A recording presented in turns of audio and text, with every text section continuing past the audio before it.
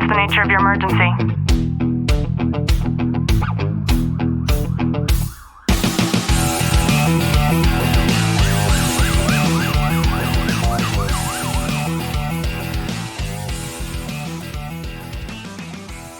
Good morning, police, fire, military, and families, and to everybody who is listening in on the Tactical Living podcast. I'm your host, Ashley Walton, joined by who I just designated my unofficial security blanket from Ohio because I think we just had an earthquake and I absolutely hate them, Mr. Kyle Perry. Kyle, how are you? I'm great. How are you?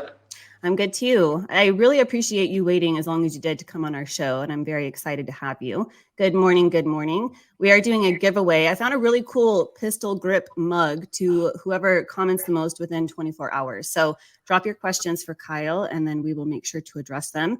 And if not, then I will get you in touch with him directly. Kyle, can you just tell us a little bit about yourself?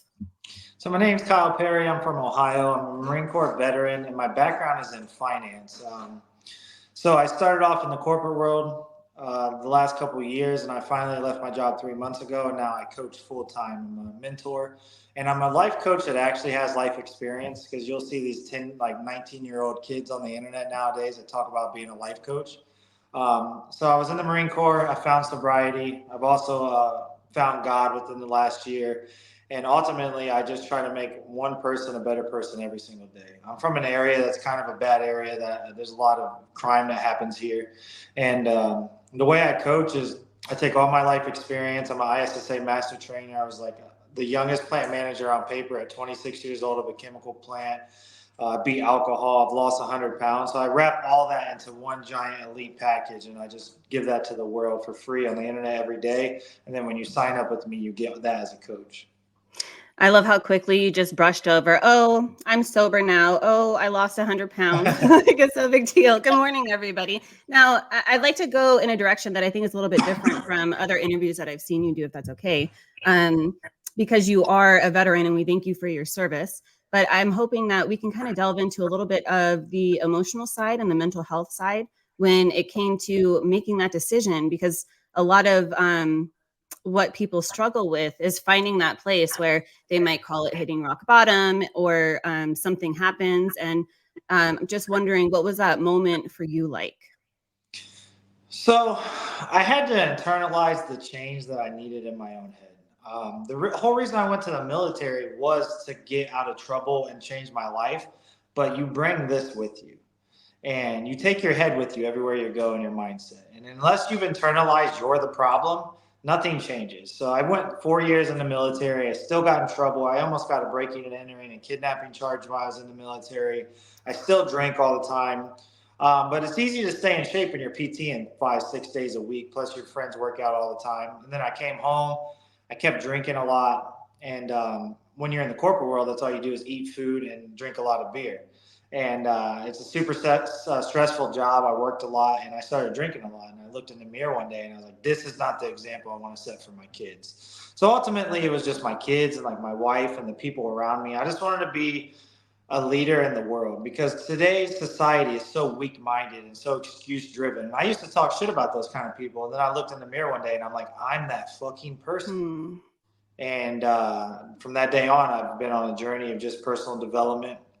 I've lost 110 pounds altogether, and I completely got rid of alcohol completely. My wife still drinks here and there, but I won't go around it at all. Congratulations. That's pretty amazing. When you first decided, and I know you mentioned a story about your daughter. Good morning, everybody. Can you just share that story about your daughter in the store? Because that was pretty powerful. So I have 2 stories on why I quit alcohol. Well, 3, but the one with my daughter, we were going through Sam's Club, we were going shopping, and like around the holidays, they always put like those gift baskets of alcohol. Different alcohol companies put like different baskets together. And it was this big giant, like, I forget what the Fireball logo is, but it was the Fireball company with a big fire. And my daughter looked at it and she said, Daddy, look, it's your favorite drink. And my daughter's only 6. So like my daughter should not know what I drink all the time on a daily basis. That was a big deciding factor in why I was going to quit. I had already started looking for sobriety and really wasn't drinking anymore. And then the real big impact is I was on a cruise in Miami. This is why I set my move date to April as well. I never really realized it until someone else asked me. This altercation happened, and I ended up smacking this guy because his wife was talking to my wife really poorly, and I was drunk, and I told him to tell his wife to calm down. He never did, and I hit him into the wall, and he had like this big indentation on his head. And we're on the cruise the next day, and the cruise ship talks about they come over the intercom. They're like, we have to turn around immediately. Someone has internal bleeding. And in my head, I'm like, oh my god, this dude's gonna die. Like I just ruined my whole entire life. And I saw him like an hour later, and he was fine. But that was just like my very last wake up call. Like alcohol does not work for me. So that scared me a lot. And I mean, I've been in trouble before, but when you're older with kids, it's a lot more daunting on your mental health. Because I sat there for hours until I saw that dude. Like, dude, I'm going to prison. I'm going to prison. I'm going to prison. Man, I can imagine how that would feel. 95 days alcohol free and down 3% body fat. That is fantastic. Oh, that's awesome. Now, when you first started out on your journey and you made that decision, you knew you wanted to lose the weight, you knew that you wanted to stay clean out of alcohol. What was your first step? My first step was admitting that I was the problem, and then my second step was just staying away from anybody that didn't support me. The thing that sucks about personal development, and anyone that's thinking about starting it, is it is probably one of the most lonely roads you will ever go down in your entire life. It sucks because you don't want to hang out with those people that drink all the time or that had you in that bad spot, but you haven't leveled yourself up enough to go up to the next ranks of good people to be around because they do not respect you enough because of the things you've done in your life. So you can't really level up your friend group until you level up yourself. So you got to get really used to being by yourself for a couple months until you actually have made a real change to where you know you're not going to revert, and then you can start looking for better people. I love how you put that, and it's so true. When it came to coming to that realization, then tactfully, what were some of the things that you had to physically integrate into your life? I hired a mentor, and then the second thing I did is I treated every single day like I was in Marine Corps boot camp again. Because at one point in time, obviously I was in shape if I made it into the military, and I lived a structured life. And I'm like, if I just picture every day like I can't say no, and I have someone screaming at me, and I just have to do it, there's no way I could fail. So I wake up every morning and I go on an hour-long ruck. And then I do this thing called Earn Your Breakfast. I put it on my Instagram every day where I do a workout, then I eat my food, and then I read a book, and then later on in the day I work out again. So I keep it extremely structured because the thing with addicts or people that are addicted to any kind of vice, the easiest way to beat that addiction is to swap it with a healthy addiction. So if you're addicted to X, Y, and Z, you just swap those out for things that are actually healthy for you, and you get addicted to those things. Like now I'm extremely addicted to making an extremely successful business. So I just flipped the switch on my addiction. And the mentor I hired, he helped me build my business. And people ask me all the time how I built my business so fast again. And I just have a very addictive personality. I'll work a 20-hour day just to get another sale and this and change one more life. Like it doesn't matter to me because I just have an addictive personality like that. Yeah, thank you for sharing that. Alcohol can ruin many aspects in one's life. You are so right. And you make a great point, Kyle, because you talk about how there is such an integration of food when it comes to celebrations and how we shouldn't be celebrating something we haven't earned. And I think the same is to be said of a lot. And I'm not singling out first responders and armed service members, but there is a great parallel between drinking or any kind of other kind of vices, as you called them. So talk to me a little bit about some of what you see as it relates to that. The thing that sucks about like military or first responders is like they teach us to treat our bodies like shit. Not only do you not PT correctly, you're just like running to the point that you're breaking your body down. Then they teach you to celebrate going aways, when people retire, when you get promoted. Everything's with alcohol. Everything's with alcohol or food. And then the civilian world's the same way, but you treating your body 10 times more extreme when you're in the military. And it's like the norm to treat your body bad.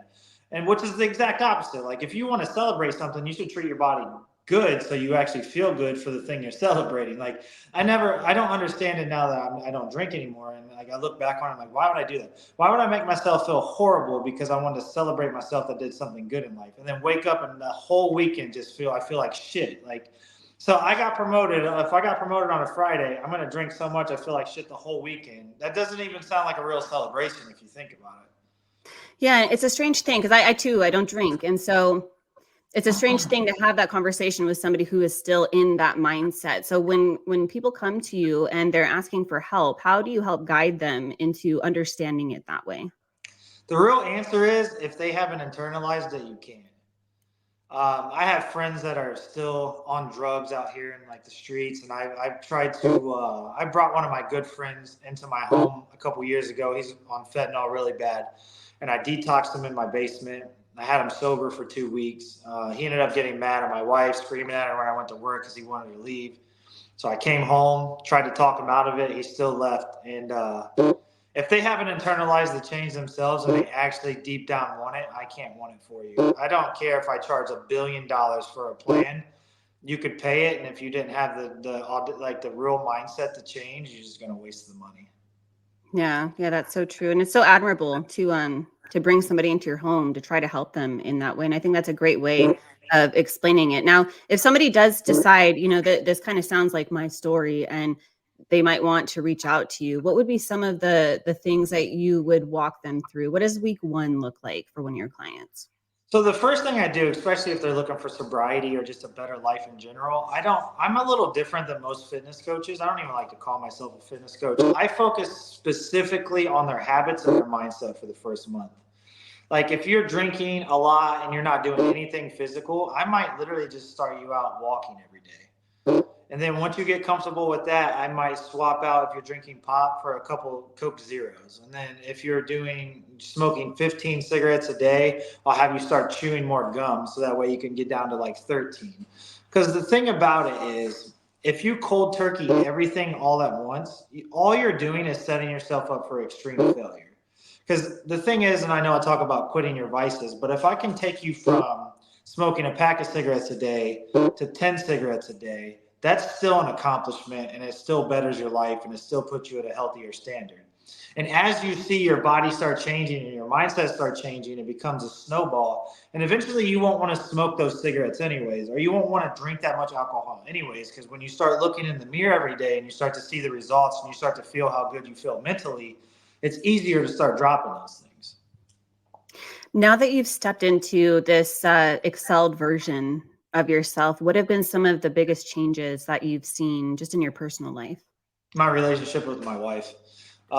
We almost got a divorce a few years ago. I tell this story on all my podcasts. We were separated. I actually was in a different relationship for a little bit. And I was laying there like right before we both got sober. And I'm like, I need to just fix everything. Like, I don't want to start over. I don't like being around new people. I'm a people person like helping people change, but I'm not a people person like I would like to be around new people because I don't like a lot of people's mindsets.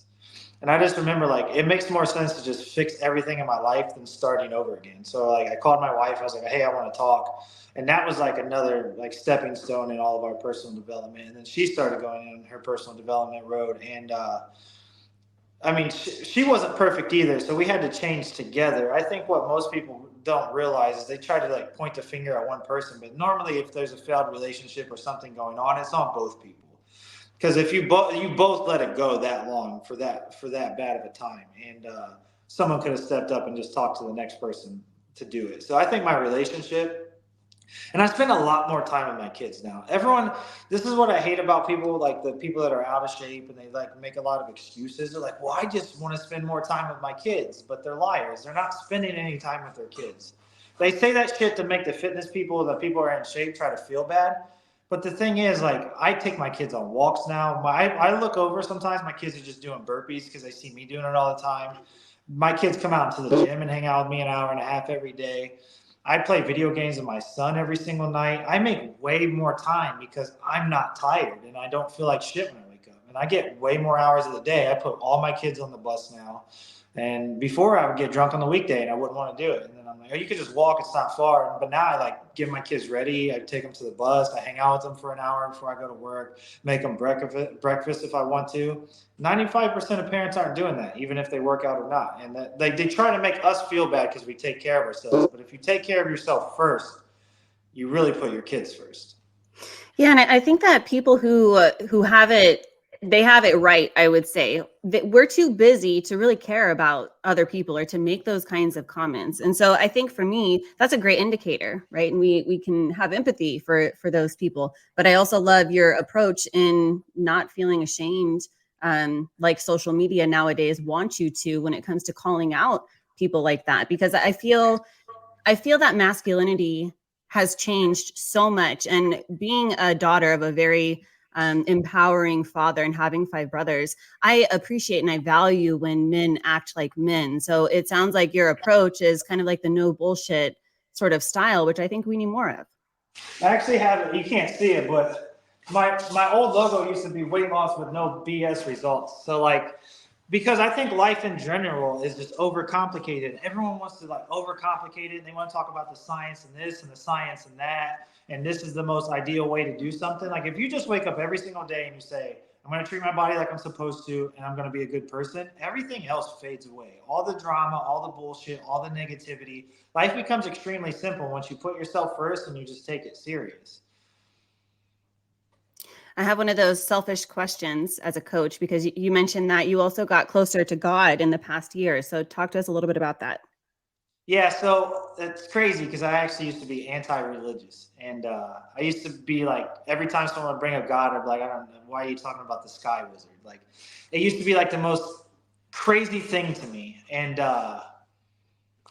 I was just going through a lot of mental health issues, and I was going through a lot of anxiety, and like I couldn't find my sobriety fully, and I've always heard about the 12 steps of AA, but I was too prideful to ever do anything like that. So I got myself sober. I don't tell anyone to stray away from those things, but I do know that when it comes to programs like that, God's always in the forefront of all those things. And I have an aunt that's really religious, and she's a really good person. Like she's probably the sweetest person on this planet. And I'm like, well, if God can do that for her, I wonder what he could do for me.